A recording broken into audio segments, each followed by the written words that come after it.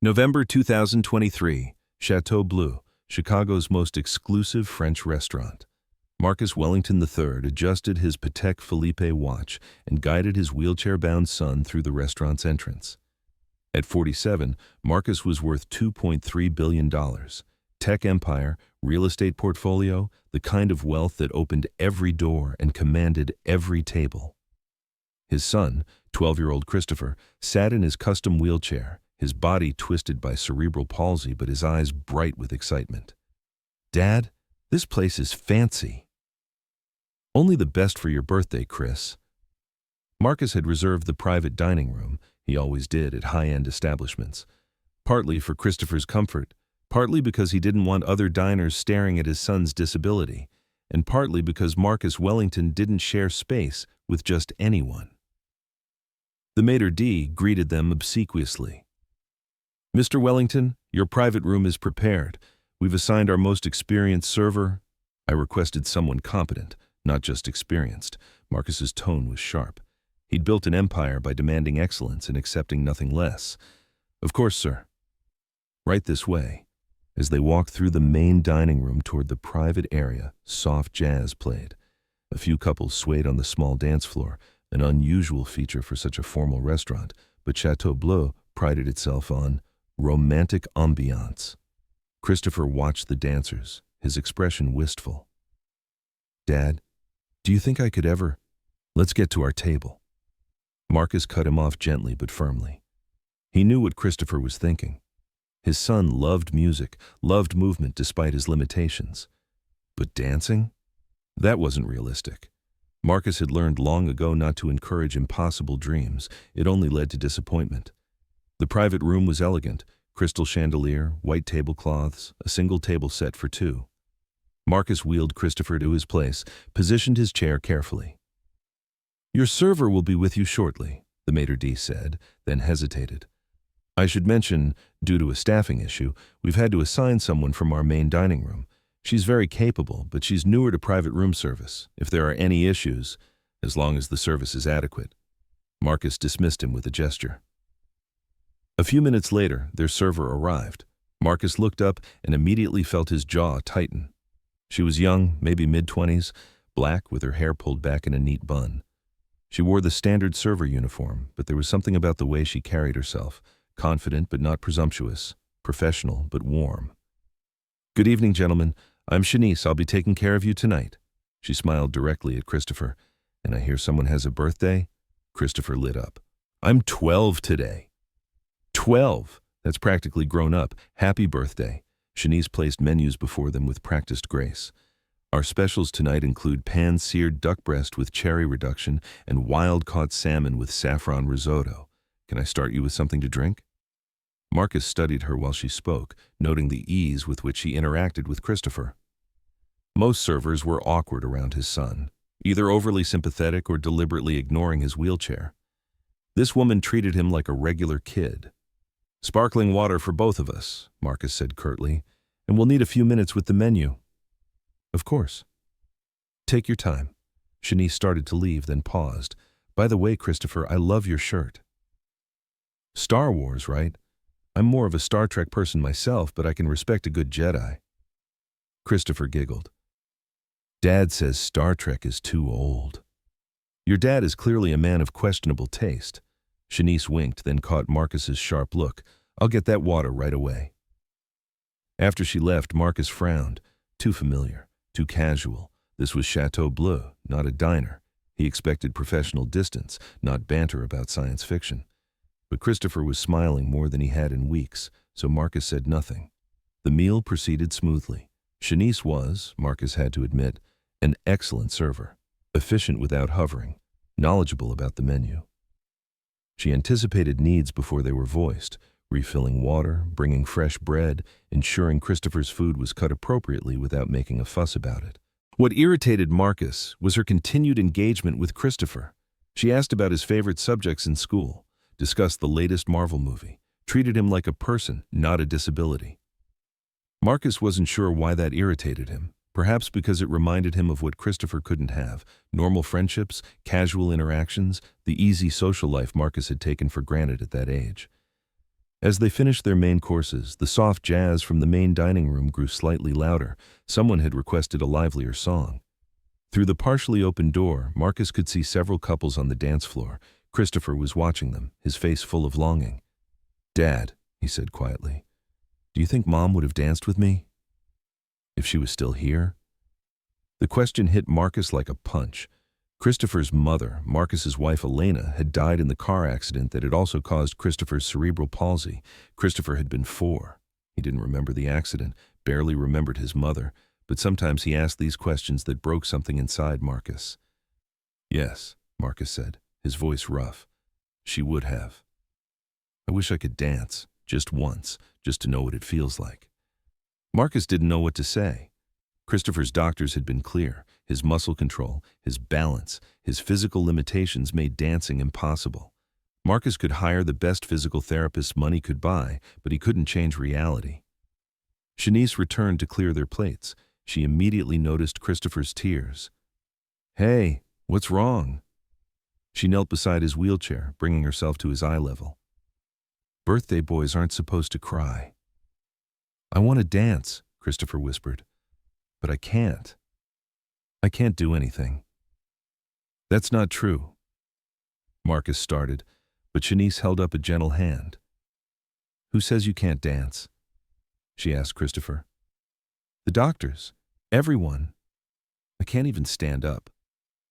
Dancing isn't about standing up. Dancing is about feeling music in your body and expressing it. You've got a body, you've got feelings, right? Christopher nodded hesitantly. "Then you can dance." Shanice stood, pushing aside one of the chairs to create space. "You just need the right partner and the right music." "Excuse me," Marcus interrupted sharply. "I don't think this is appropriate. Mr. Wellington, do you trust me for 5 minutes?" Shanice's eyes met his directly. 5 minutes to show your son something important." Marcus should have said no, should have reminded her that she was a server, not a therapist or dance instructor, should have pointed out that getting Christopher's hopes up about something impossible was cruel. But something in her expression, certainty mixed with compassion, made him nod. Shanice pulled out her phone, found a song. Soft, melodic, with a gentle rhythm. She placed the phone on the table where Christopher could see it. "Okay, Christopher. Dance isn't just feet moving, it's your whole body. Can you move your arms?"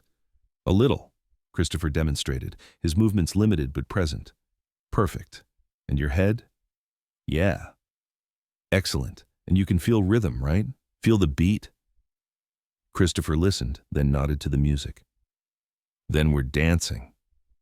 Watch Shanice began moving, not elaborate steps, just gentle swaying, arm movements, head tilted to the music. Dancing is moving your body to express what the music makes you feel. You don't need to stand. You don't need to spin. You just need to feel. She wheeled Christopher's chair into the space she'd created, positioning herself in front of him. "Now, you lead. You move however the music makes you want to move, and I'll follow. You're in charge." Christopher looked uncertain. Then, tentatively, he raised one arm, swaying it to the beat. Shanice mirrored him, her movements following his lead. Christopher moved his head, a gentle rhythm. Shanice matched it. Slowly, Christopher's uncertainty melted. His movements became more confident, not more elaborate, but more sure. He led with his arms, his shoulders, his head. Shanice followed every movement, making each gesture part of a dance. And then Christopher laughed, pure joy. Marcus watched from his seat, frozen. He'd spent 8 years since the accident trying to give Christopher everything money could buy. The best doctors, the best therapists, the best equipment, the best schools. Everything except this. Someone who saw past the wheelchair to the kid who just wanted to move to music. The song ended. Shanice gave Christopher a proper bow. "See? You can dance. You just did." "I did." Christopher was beaming. "Dad, did you see?" "I danced." Marcus couldn't speak. His throat was too tight. Shanice straightened, suddenly seeming to remember she was a server. I should get back to work. Let me bring your dessert menu." "Wait." Marcus found his voice. "What you just did? Thank you." It was nothing. Just showing him what's possible. Shanice smiled at Christopher. You're a good dancer. Don't let anyone tell you different. She left to get dessert menus. Marcus looked at his son, still glowing with joy, still moving his arms slightly to music only he could hear now. Something cracked open in Marcus's chest. For 8 years, he'd been so focused on what Christopher couldn't do, on limitations and realities, and managing expectations. He'd never stopped to ask what Christopher could do if someone just saw him differently. A black waitress, someone Marcus would normally barely notice, someone he'd probably unconsciously dismissed as just the help, had given his son something in 5 minutes that Marcus hadn't managed in 8 years, the feeling of possibility. When Shanice returned with dessert menus, Marcus made a decision. "Shanice, I'd like to speak with you after our meal, professionally, about an opportunity." She looked surprised. "An opportunity?" "I run a foundation. Or rather, I have a foundation that runs itself while I focus on making money. But watching you with my son, I think I've been running it wrong. I'd like to talk to you about that." "I'm just a waitress, Mr. Wellington. I'm not qualified for foundation work. You're someone who saw a child first and a disability second. You're someone who found a way instead of accepting limitations. That's more qualification than most people with fancy degrees." Marcus pulled out his business card. "Please, just a conversation. Tomorrow, if possible." Shanice took the card hesitantly. "Okay, a conversation. After dessert, after singing happy birthday, after Christopher had excitedly told his father 3 more times about dancing, Marcus wheeled his son toward the exit. They passed through the main dining room, where a few couples still swayed on the dance floor. Christopher watched them without sadness now, with recognition, because he was one of them now, a dancer. In the car ride home, Christopher fell asleep smiling. Marcus looked at his son in the rearview mirror and realized something. He'd built a $2.3 billion fortune, commanded rooms full of executives, made decisions that affected thousands of employees. But until tonight, he'd never understood what real power looked like. Real power was a waitress who saw a crying child and in 5 minutes changed his entire understanding of what was possible. Tomorrow, Marcus would call his foundation director. There would be changes, major changes, because if Shanice could transform his son's life in 5 minutes, what could she do with real resources? Marcus didn't know yet, but he was going to find out. The next morning, Marcus sat in his downtown office, 52nd floor, floor-to-ceiling windows overlooking Lake Michigan. Usually, he'd be reviewing quarterly reports or negotiating acquisitions. Instead, he was thinking about a waitress who'd taught his son to dance. His assistant, Jennifer, knocked. "Mr. Wellington, there's a Shanice Carter here. She doesn't have an appointment on the calendar." "Send her in." Shanice entered looking uncertain, dressed in neat slacks and a blouse, professional but clearly not designer. She took in the office, the view, the obvious wealth, and Marcus saw her composure waver slightly. "Mr. Wellington, thank you for seeing me. I wasn't sure if last night was real or if I'd imagined you giving me your card." "It was real. Please, sit." Marcus gestured to the chair across from his desk, then thought better of it and moved to the more casual seating area by the windows. "Would you like coffee? Water?" "I'm fine, thank you." Shanice sat, back straight, hands folded. "You mentioned your foundation?" "The Wellington Foundation, $500 million endowment. We fund various causes, medical research, arts programs, scholarships, all very respectable and completely impersonal." Marcus leaned forward. "Last night, watching you with my son, I realized I've been running it like I run my businesses. Efficient, strategic, focused on measurable outcomes, but I've forgotten what those outcomes actually mean to real people. Mr. Wellington, Christopher hasn't smiled like that in months, maybe years. You gave him that in 5 minutes, not with money or therapy or equipment, with attention and creativity and actually seeing him." Marcus pulled out a folder. "I had my team pull some background on you this morning. I hope that's not intrusive." Shanice's expression tightened. "What did you find?" "That you're 26 years old, working 2 jobs, Chateau Bleu and a morning shift at a community center in South Chicago. You have a degree in special education from Chicago State University. You graduated with honors but couldn't find a teaching position that paid enough to cover your student loans, so you've been waiting tables for 4 years. Shanice's jaw set. Is there a point to this? The point is, you're overqualified to be serving food to people like me. The point is, you spent 4 years studying how to help children with special needs, and instead, you're working jobs that use none of that education. I don't need your pity, Mr. Wellington. I'm doing fine. I'm not offering pity. I'm offering a job. Marcus slid a paper across the table. Director of Youth Programs for the Wellington Foundation. Salary $120,000 to start. Your focus would be developing programs for children with disabilities. Not charity, not pity, but opportunities, like what you gave Christopher last night. Shanice stared at the paper. You can't be serious. You don't know me. 1 5-minute interaction. I've made billion-dollar decisions on less information. I read people for a living.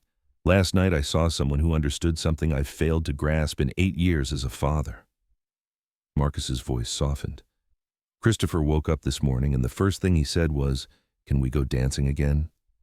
He spent 8 years in that wheelchair accepting limitations. You showed him possibility in 5 minutes. That's worth more than any credential. Mr. Wellington, I appreciate this, but I'm not qualified to run a foundation program. You're qualified to see children as people first. Everything else can be learned. Marcus stood, walked to the window. Do you know what I've noticed about wealth? It insulates you from humanity. I eat at restaurants where I never see the kitchen staff. I live in a building where I never meet my neighbors. I run a foundation where I never meet the children we supposedly help. Last night, a waitress reminded me that real impact happens in moments, not in spreadsheets. Shanice was quiet for a long moment. What exactly would this job entail? Creating programs that change how we think about disability. Not helping the handicapped, that's the language the foundation currently uses, by the way. Creating opportunities for children to discover what they can do rather than being defined by what they can't. That's a significant culture shift for a major foundation. Which is why I need someone who actually believes in it, not someone who'll just manage it efficiently. Marcus returned to his seat. Shanice, I'll be honest, my board will hate this hire. You don't have foundation experience. You don't have the right connections. But last night proved to me that I've been surrounding myself with people who know how to run programs, not people who know how to change lives. Shanice studied the offer. $120,000 is more money than I've ever imagined making. But Mr. Wellington, I need you to understand something. If I take this job, I won't just smile and nod at board meetings. I grew up in South Chicago. I know what it's like when rich people decide to help communities they don't understand. I've seen programs designed by people who never met the kids they were supposedly serving. Good. That's exactly the perspective I need. I'm serious. If you want someone grateful and compliant, hire someone else.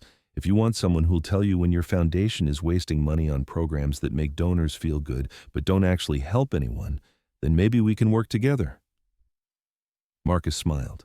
The first genuine smile his assistant Jennifer would say she'd seen in years. When can you start? I need to give 2 weeks' notice at the restaurant. I'll handle that. Start Monday. Jennifer will get you set up with an office, access to the foundation's financials, introductions to the program directors. Marcus paused. And I'd like you to meet with Christopher once a week.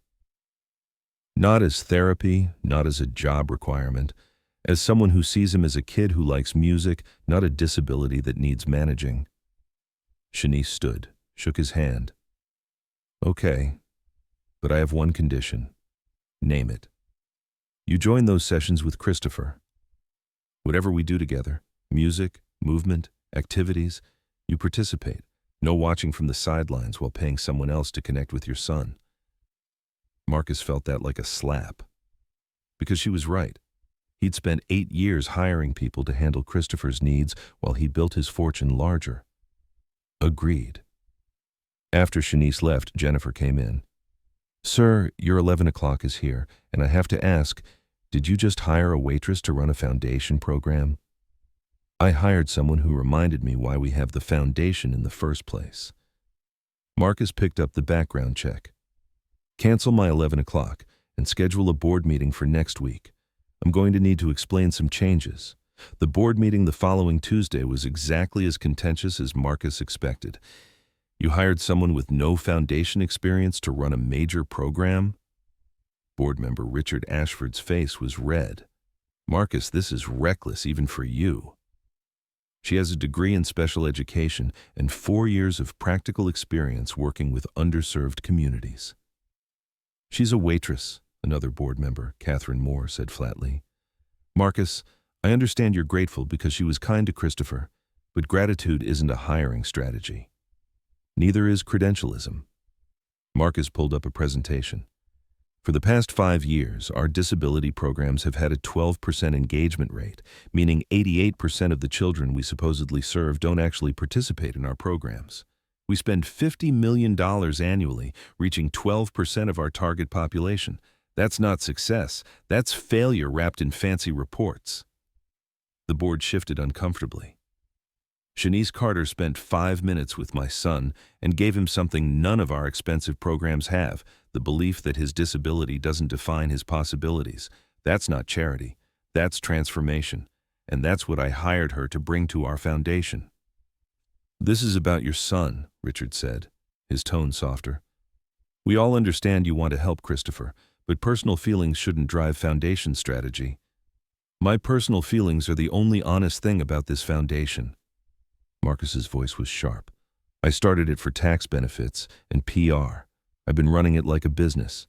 Efficient, scalable, measureless. Shanice reminded me that changing lives isn't scalable. It happens one person at a time, in 5-minute moments of someone actually seeing you. Catherine leaned forward. What exactly do you expect this woman to accomplish? I expect her to redesign our programs from the ground up, talk to the families we're supposedly serving, find out what they actually need instead of what we've decided they should have, create programs that treat children as people with potential, not problems to be solved. That could take years, cost millions. We have millions, and apparently we've been wasting them. Marcus stood. I'm not asking for approval. I'm informing you of a decision I've made as Foundation President. Shanice Carter starts Monday. She has full authority over youth program development and a $10 million annual budget. If you can't support that, I'll accept your resignation from the board. The room fell silent. Marcus Wellington didn't make threats often, but when he did, people listened. Now, Marcus continued, does anyone else want to explain to me why credentials matter more than results, or why we should keep running programs that 88% of children ignore? No one spoke. Good. Meeting adjourned. That evening, Marcus picked up Christopher from school, something he usually left to the driver. Christopher wheeled himself to the car, chattering about his day. Dad, guess what? I told my class about dancing, about how Shanice showed me I could move to music even in my chair. My teacher said that was beautiful. It was beautiful. Marcus helped Christopher into the car, folded the wheelchair, and Shanice is going to be working with us now. Not at the restaurant, with our foundation. Really? Will I get to see her? Once a week. We're going to have music sessions together, all 3 of us. You're going to dance too? Christopher sounded shocked. I'm going to try. I'll probably be terrible at it. Christopher laughed. You're always terrible at fun stuff, Dad. Marcus felt that comment settle. How long had his son seen him as someone who was terrible at fun, someone who was all business, all efficiency, all control? Maybe it's time I got better at it. At home, Marcus found himself doing something unusual, Googling Shanice Carter. Not the background check his team had done, but her actual presence online. There wasn't much. A Facebook page with privacy settings, a LinkedIn with her education and work history, a few photos from Chicago State University graduation, but he found one public post from 3 years ago, Shanice at the community center where she worked, surrounded by children with various disabilities, all of them painting. The caption read, "The kids at Southside Community taught me more about resilience and joy than any textbook." They don't see disabilities. They see possibilities we adults have forgotten to look for. Marcus stared at that post for a long time. When had he stopped looking for possibilities? When had he started seeing Christopher's wheelchair first and Christopher second? His phone rang. His ex-girlfriend Amanda, wealthy, connected, someone who understood his world. They dated casually for 6 months. "Marcus, darling, I heard the strangest rumor. Someone said you hired a waitress to run your foundation." "It's not a rumor. Marcus, what are you thinking? People are talking. Let them talk. This is about Christopher, isn't it? Marcus, I understand you want to help him, but you can't make hiring decisions based on one nice gesture. Amanda, do you know what Christopher said the night we met Shanice? He asked if his mother would have danced with him if she was still alive. He's 12 years old, and he's grieving a mother he barely remembers and a life he thinks he can never have. And in 5 minutes, a waitress gave him more hope than 8 years of expensive therapy." "That's lovely, but I have to go." Marcus ended the call. He walked to Christopher's room. His son was at his desk, doing homework, his wheelchair positioned carefully. On his wall were posters of superheroes, all of them standing, running, flying, none of them in wheelchairs. "Hey, Chris." "Yeah, Dad?" "What do you want to be when you grow up?" Christopher looked surprised. "I don't know. You always say I should focus on realistic goals." "Forget realistic. What do you want?" Christopher thought for a long moment. "I want to do something with music. Maybe teach it. Maybe perform. I don't know if I can." "You can. We'll figure out how, but you can." Marcus sat on his son's bed. "I'm sorry I've spent so much time focusing on what you can't do. Shanice showed me that was wrong. You can do anything, Chris. We just have to find the right way." Christopher's eyes filled with tears. "Really?" "Really. And we start Monday." Monday morning, Shanice walked into the Wellington Foundation headquarters. Her office was on the 15th floor with a view and resources she'd never imagined. Her first action? Ignore the carefully designed program proposals and go directly to the communities the foundation supposedly served. She spent the first week visiting South Chicago community centers, meeting families with disabled children, asking, "What do you need that no one's giving you?" The answers weren't what the foundation expected, not more medical equipment or therapy sessions, not more charity. "We need our kids to be seen as kids first," one mother said. "My son loves basketball. He's in a wheelchair, but he loves it. Where's the program for that?" Shanice took notes, listened, learned. By week 2, she presented Marcus with a proposal that shocked the board. "You want to start a wheelchair basketball league?" Richard Ashford looked appalled.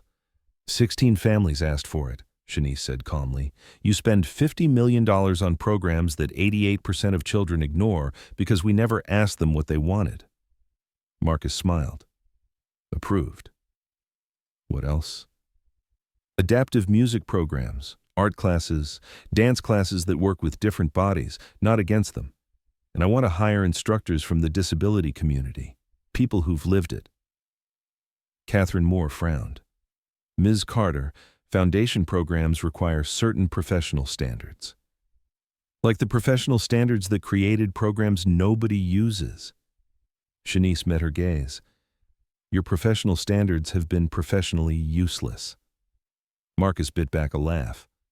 "The basketball league launches next month." 3 months later, the basketball league had 47 kids enrolled. Music program had 60. Art classes filled immediately. But the real transformation was Christopher. Every Wednesday, Shanice came to the Wellington House for possibility sessions, music, movement, creative exploration. She brought different instruments, let Christopher experiment, found a digital music program he could control with limited hand movements, discovered he had an incredible ear for melody. "He could compose," Shanice told Marcus. "He doesn't need to play traditionally. Technology can be his instrument." Marcus watched his son create a melody on the tablet. I never thought to ask what he wanted to create, only what he couldn't do.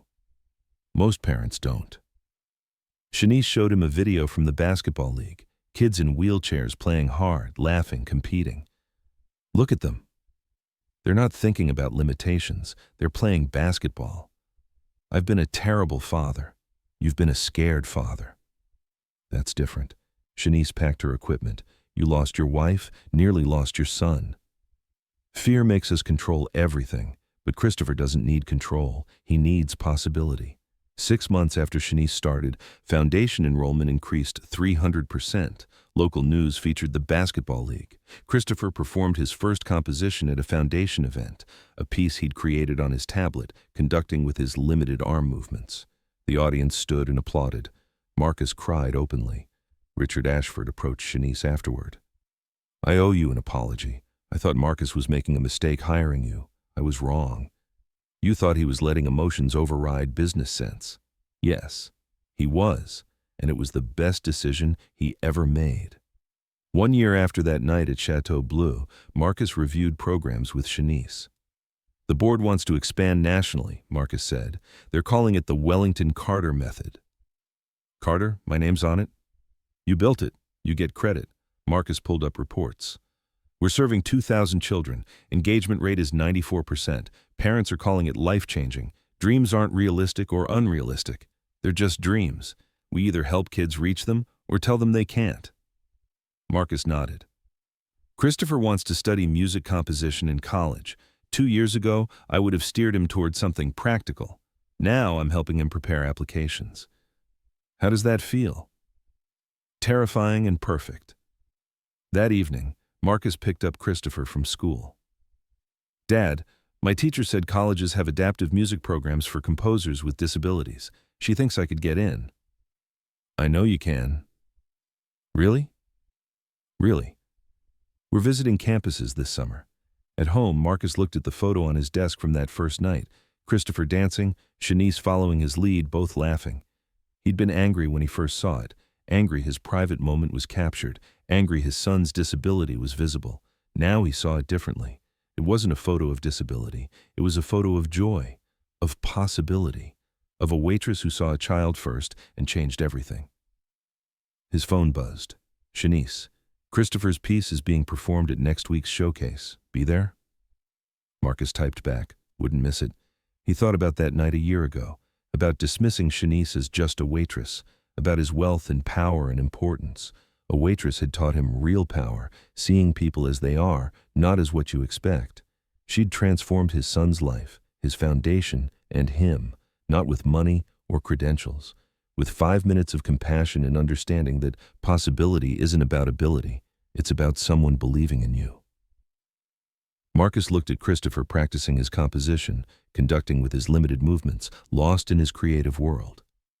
That was the transformation, not the foundation programs or national expansion. The transformation was a father who finally saw his son's unlimited possibilities and let him reach for them.